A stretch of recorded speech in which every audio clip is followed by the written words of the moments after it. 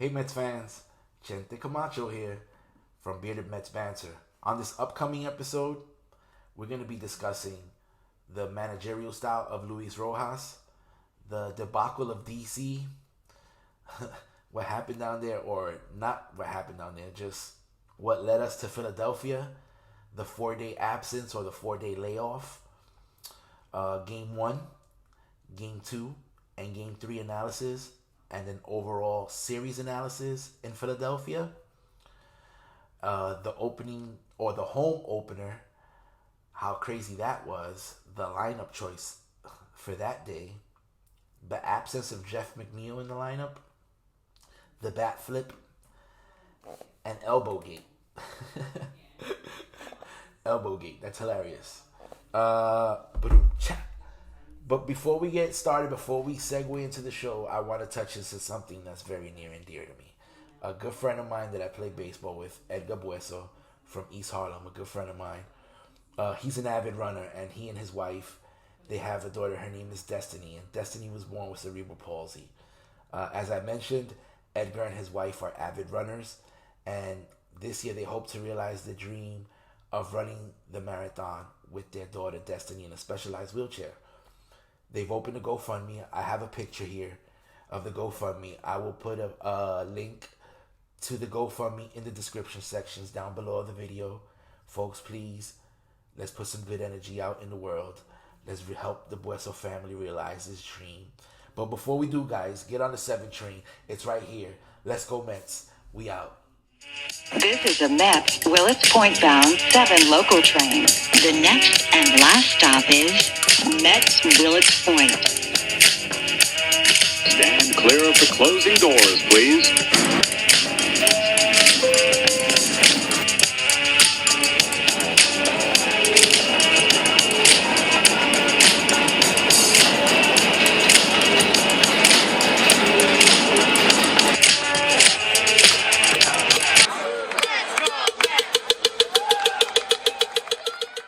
Mets fans, it's that time again.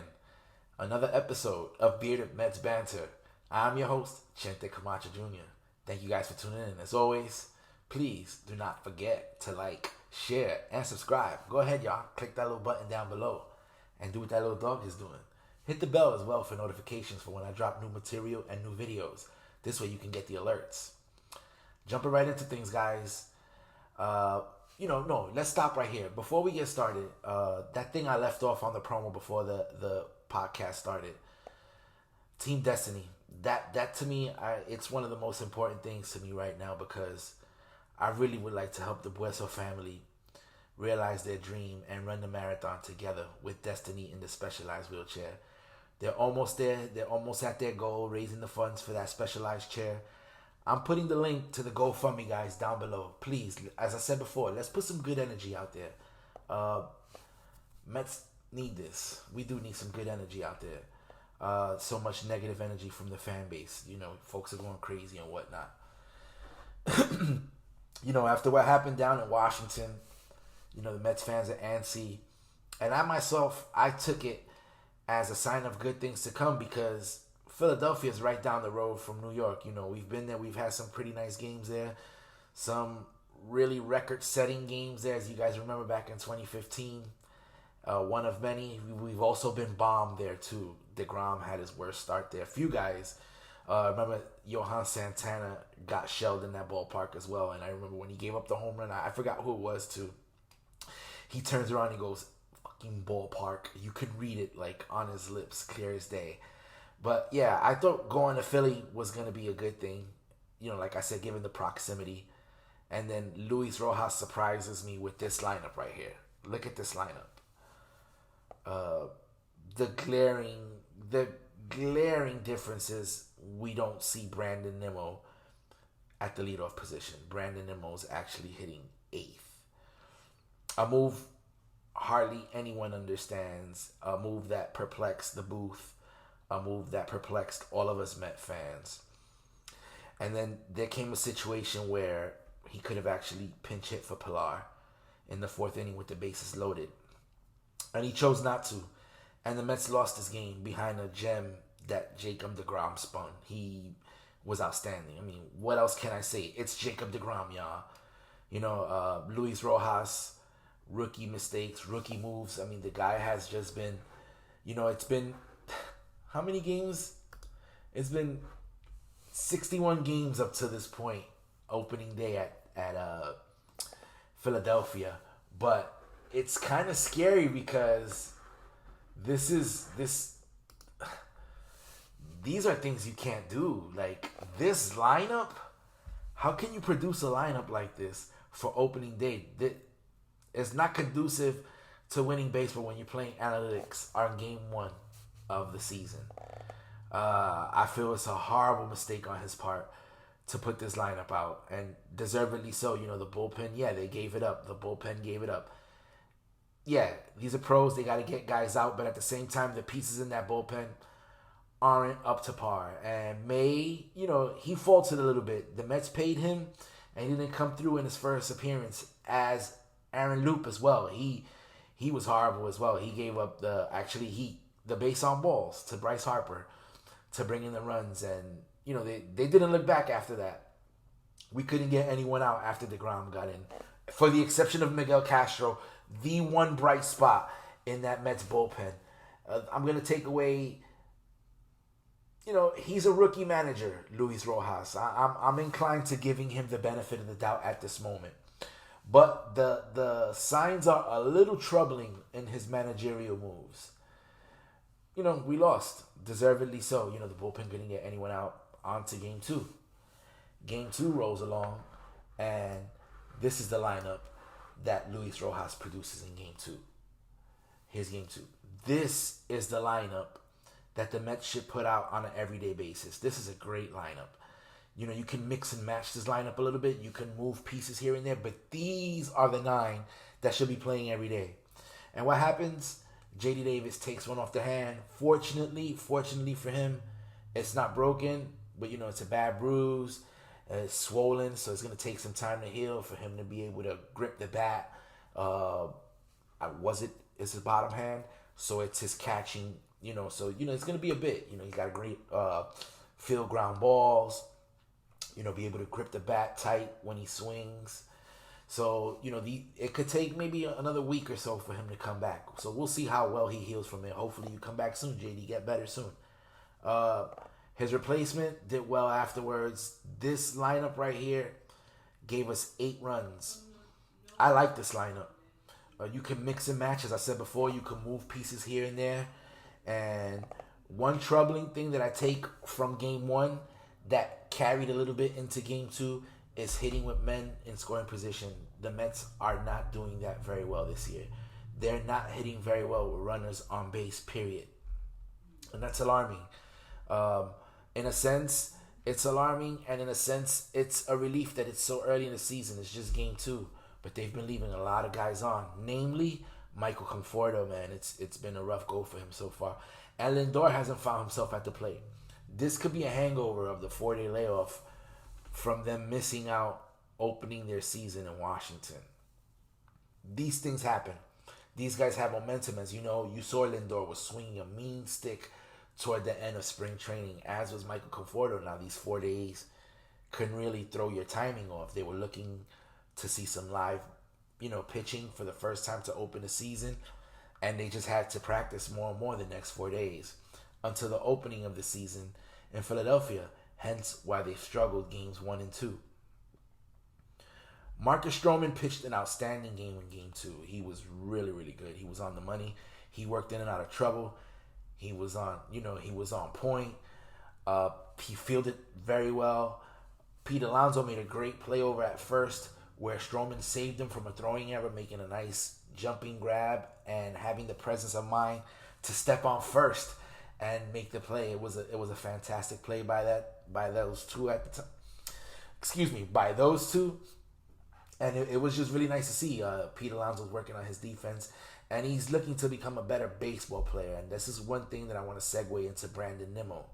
A lot of you guys have been giving Brandon Nimmo shit for the past couple years. And the fact is, Brandon Nimmo is a premier leadoff hitter, as he showed this game here alone. Brandon Nimmo gets on base, or one way or the other. He's either going to get hit by the pitch, he's going to stroke a double down the line, either oppo or pull one, or walk, and then sprint down the bag and hit his up. A lot of people don't like that. It rubs people the wrong way. I don't understand. Some of y'all just have to loosen up a little bit, take it easy. But yeah, that's the kid's humility. And then a lot of people don't like Strowman because he's confident. So I don't get you guys. Too humble, too confident. Where you got to find middle ground, y'all. These are our players. We can't find time to boo them. You can say how you feel, of course, express yourself, but don't be irate. It's disrespectful to you, and it's disrespectful to the team and to the fan base as well. Then game 3, after this incredible game 2, we see this lineup. Right? I'm pausing. This is not... It's awkward silence on purpose because I do not see the squirrel in this lineup anywhere. He put Jonathan Villar to start at second. I don't understand that move whatsoever. What has Jeff McNeil done up to this point to not get a start in game 3 of the 2021 season? Luis, what are you doing? McNeil, okay, he has the unfortunate luck to be hitting it right at people. He's hitting the ball sharply. Why would you not start him? He's hitting the ball solidly, square. He's hit the hardest of anyone. Right? So why not play him? I don't get it. I don't get it. You did the same thing in opening day when you did not play Dominic Smith. And then game 2, you put him in the lineup and it paid immediate dividends. Like, you have to stop playing the analytics. Start playing your best players. And the lineup from game 2, that is the best lineup that you can put on that field. Now, of course, J.D. Davis is hurt because of the contusion he suffered on his left hand. We know these things, but you're mixing and matching too much. The game 2 lineup is the best lineup that you can have out there. And if you're going to mix and match, it's going to be at third base, okay? It's going to be Villar or Guillorme. Stop playing with Jeff McNeil. Stop taking at bats from Jeff McNeil, okay? Jeff McNeil deserves to be in his lineup, and he hadn't done anything wrong up until that point, okay? He was hitting the ball square. It was just finding gloves. That's it, okay? The starter, David Peterson, had a very, very rough first inning, but then he controlled himself, and he jumped back in, and he battled, and he fought for 5 innings, only giving up those 4 runs in that first. Now the bullpen again got shelled. The only plus I take away from the bullpen, of course, is Miguel Castro yet again. And seeing Jerry's Familia, watching him and seeing his velocity, I like where his velocity is. And Dellin Betances. Oh man, I feel so sad because I'm watching a guy who set an unprecedented record for a relief pitcher by striking out 100 or more batters in 5 consecutive seasons. To see his velocity to dip 91, 92, and his control be all over the place, it's just a sad thing to see. And you don't wish that on nobody. These are guys that take pride and work hard on their craft, as does Brandon Nimmo. And people rip them. These are professional athletes. These are people. Yeah, they have thick skin. They're tough. They're resilient. They're professional athletes. They get paid to do these things. But they are people at the end of the day. And sometimes we can be so rough on them. And we're not even cognizant of it. You know what I'm saying? We're not aware of it. And we have to know that sometimes, these are people too. They're not robots. And what they do out there on an everyday basis, every night for us to keep us entertained, is not easy. If it were easy, we'd all be doing it. So game 3, we got the shit kicked out of us by Philadelphia, handedly and deservedly so, especially after such suspicious managerial moves by Luis Rojas. It's just something that I can't get over, but I'm not going to fly off the handle just yet. Then we have the home opener. Here we go. Home opener, the lineup looks good again. I like what I see. The only exception is I don't like that he has VR hitting in front of McNeil. This is a good lineup, considering that J.D. Davis, our everyday third baseman, is currently injured, as I've touched a couple times already. This lineup, again, it's fantastic, but they're not hitting with men on base. They're getting on, the ducks are staying on the pond and they're just there. They're not coming home. And we can't have that. This has to be a statistic that needs to be corrected. I'm not an analytics guy, but this is a number that needs to go up. This is a very important number. This is, like I said, I'm not an analytics guy, but these numbers are some of the most important numbers in baseball. Are driving in runs, hitting with men in scoring position, runners in scoring position. And the Mets right now are terrible at it. Namely, again, Michael Conforto is having a rough go of it this 2021 year. I don't know if money's on his mind. I just hope he works it out soon, and I wish that he does. And I know he will, because he's a hitter. He's a pro, and these things take time. As I said, I'm alluding back to it. The delay of opening the season down in Washington could have taken a toll. These guys, this is a rhythm thing, and they're just out of game rhythm right now. Conforto was going to turn this around. You guys that booed him yesterday, you guys are wrong. Y'all are messed up for that. This kid as a rookie, you guys forget what he did. That's what it is. It's this love-hate thing. It's a really thin line. And unfortunately, Michael Conforto had to hear some boos yesterday, and that shit sucked. I don't wish that shit on no one. I just hope he performs and turns those boos into cheers really soon. But yes, the Mets don't have a problem getting on base. The problem is bringing the runners home. And that's hopefully something we can address. Then later on in the stretch, Jeff McNeil in that bottom of the ninth, man, hits that game-tying shot, and that epic bat flip was incredible. He did his thing. He threw that bat like 15 feet in the air. I expect to see some repercussions from that on Saturday's game when we play again. Mattingly's old school. So, expect to see some chin music for McNeil.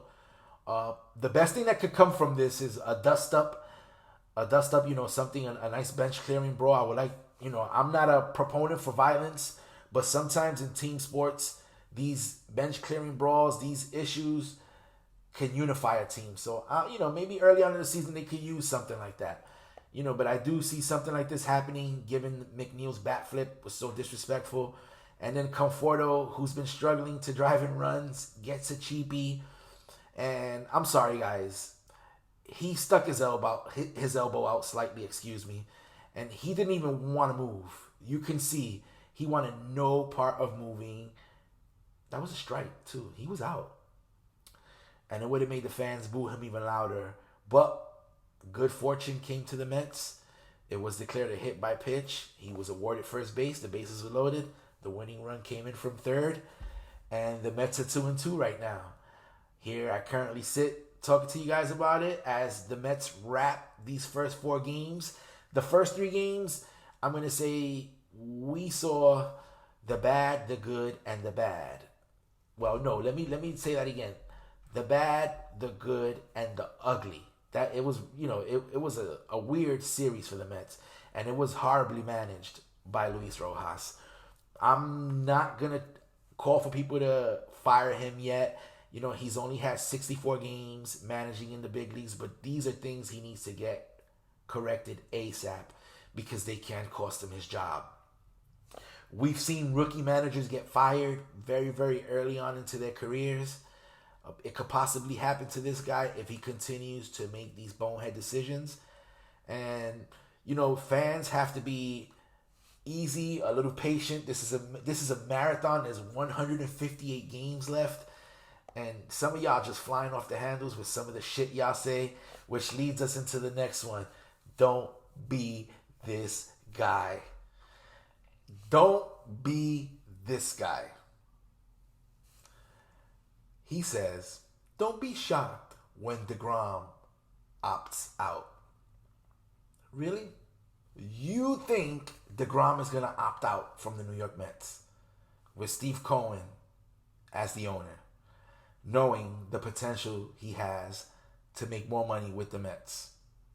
And he signed a deal a few years ago, if I'm not mistaken. So when it's time to deal again, the Mets are going to throw him the money. You best believe that. Jacob deGrom is going nowhere. This team is built to win, and you just don't realize it. A lot of folks actually don't realize it. But Jacob deGrom isn't going anywhere. If you really believe or if you feel that Jacob deGrom is going to opt out, then I don't even think you're rooting for the right team. All right? Peace to you, bro. Next one is this person.